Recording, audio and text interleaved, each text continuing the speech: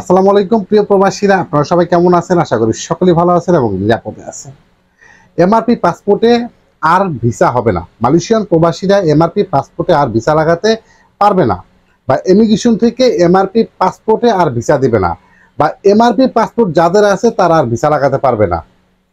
আজকে ভিডিওটা most important. কি গুঞ্জন শুনতেছি আমরা। যাই হোক, আজকে 3 দিন হলো আপনাদের ভিডিও দিচ্ছি না, কারণ মালয়েশিয়ান প্রবাসীদের জন্য ওরকম কোনো গুরুত্বপূর্ণ ইনফরমেশন নেই বলেই আমি ভিডিও দিচ্ছি না। অযথা ভিডিও দিয়ে কোনো লাভ নেই যদি প্রবাসীদের ওই ভিডিওর মধ্যে ইনফরমেশন না থাকে। যাই হোক, আজকে সকাল থেকে আমি টিকটকের মধ্যে আমি আসলে স্ক্রিন রেকর্ড দিচ্ছি না, কারণ রোস্ট হয়ে যাবে, এবং যারা এই কাজগুলো করেছে তাদের পেজগুলো অনেকে দেখবেন, পরবর্তীতে আরেক একটা ঝামেলা।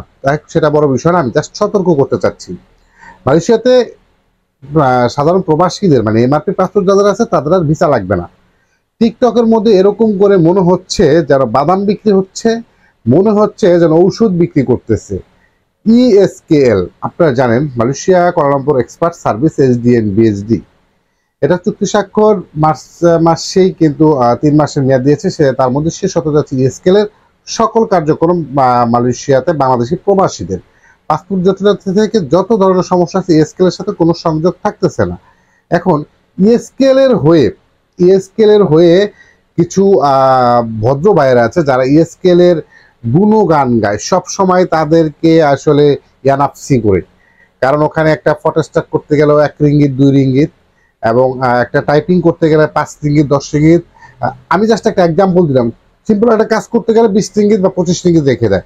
এটা ওখানে কিছু সিন্ডিকেট বাংলাদেশিরা আছে যারা আসলে সাধারণ প্রবাসীদের খুঁটে খুঁটে এই 10 টাকা 20 টাকা নিয়েই কিন্তু তারা চলে। তো তারা তো অবশ্যই ইএসকেএল এর গুণগান গাবে।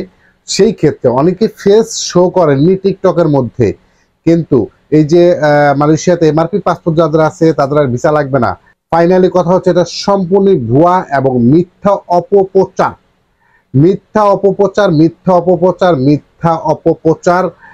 এমআরপি পাসপোর্ট যাদের আছে তাদের আর ভিসা লাগবে না, বিভিন্নভাবে বিভিন্নজন উপস্থাপনা করতেছেন। এটা সম্পূর্ণ একটা ফ্যাক্ট ইনফরমেশন। সো আপনারা কেউ এই ইনফরমেশন শুনে কেউ বিভ্রান্ত হবেন না, কারণ পাসপোর্ট ব্যাপার নিয়ে এবং মালয়েশিয়ার ইমিগ্রেশনের ভিসা নিয়ে কোনো আসলে এর সাথে কোনো রিলেটেড না। আপনি কি পাসপোর্ট তৈরি করেছেন আর কি পাসপোর্ট তৈরি করেননি সেটা ইমিগ্রেশন দেখতে যাবে না। জাস্ট আপনার আগের ভিসার সাথে আপনার যে পাসপোর্ট তৈরি করেছে সেই পাসপোর্টের সম্পূর্ণ মিল আছে কিনা সেটা হচ্ছে মুখ্য বিষয়।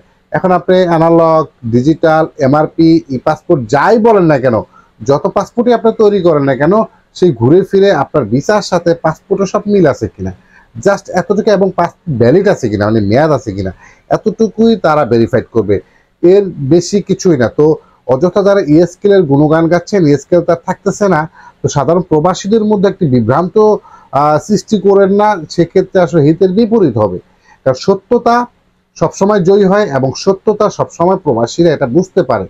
তো সেক্ষেত্রে প্রত্যেকটা প্রবাসীকে আমি অনুরোধ করবো, এই পাসপোর্টের কার্যক্রম শুরু হয়ে যাচ্ছে বা শুরু হয়ে গিয়েছে, এবং সকল পাসপোর্ট ডেলিভারি দিচ্ছে। নতুন যে হাইকমিশনার তারা স্থান পরিবর্তন করেছে সেই ঠিকানাটা আমি এর আগেও দিয়ে দিয়েছি, তার প্রয়োজন হলে অবশ্যই কমেন্টে বলবেন, আমি কমেন্টও দিয়ে দিব। তো এটা নিয়ে বিভ্রান্ত হবার কিছুই নেই। এমআরপি পাসপোর্ট চালু হচ্ছে, যারা এই পাসপোর্টের জন্য আবেদন করেছেন তো অল দ্য বেস্ট। আর যারা এমআরপি পাসপোর্ট এখনো ই পাসপোর্ট করতে পারেন নাই বা এমআরপি পাসপোর্টও করতে পারেন নাই, বিভিন্ন জটিলতা, সেক্ষেত্রে আপনারা এখন এমআরপি পাসপোর্ট করতে পারবেন না। আপনার এমআরপি পাসপোর্টের একটা ফটোকপি থাকলেই আপনি পুনরায় আরেকটা এমআরপি পাসপোর্ট করতে পারবেন। আগের সিস্টেম, আগের সেই কমেন্ট অনুযায়ী আপনি অ্যাপয়েন্টমেন্ট নিতে পারবেন, পোস্টাদের মাধ্যমে রিসিভ করতে পারবেন, হাইকমিশনের মাধ্যমে রিসিভ করতে পারবেন, নিজের ব্যাংক ড্রাইভ করতে পারবেন, সব কিছু সেই সেম আগের মতো, কোনো সমস্যা নেই। আপনি ইচ্ছা করলে এখনই আবেদন করতে পারেন। তো এমআরপি পাসপোর্ট হলেই ভিসার কোনো সমস্যা হবে না, এটা সম্পূর্ণ একটা ফ্যাক্ট নিউজ। সকলে ভালো থাকবেন, নিরাপদে থাকবেন। আশা করি প্রত্যেকটা প্রবাসী এই যে ভুল পথে পা দিয়ে কেউ বিভ্রান্ত হবেন না। আর যারা আমার চ্যানেলটাকে সাবস্ক্রাইব করেছেন তাদেরকে অসংখ্য ধন্যবাদ। যারা এখনো সাবস্ক্রাইব করেনি please subscribe my YouTube channel. আর যারা আমার ভিডিওগুলো ফেসবুক পেজ থেকে দেখতেছেন অবশ্যই ফলো দিয়ে ভিডিওগুলো শেয়ার করে অন্য বন্ধুদেরকে দেখার সুযোগ করে দিবেন।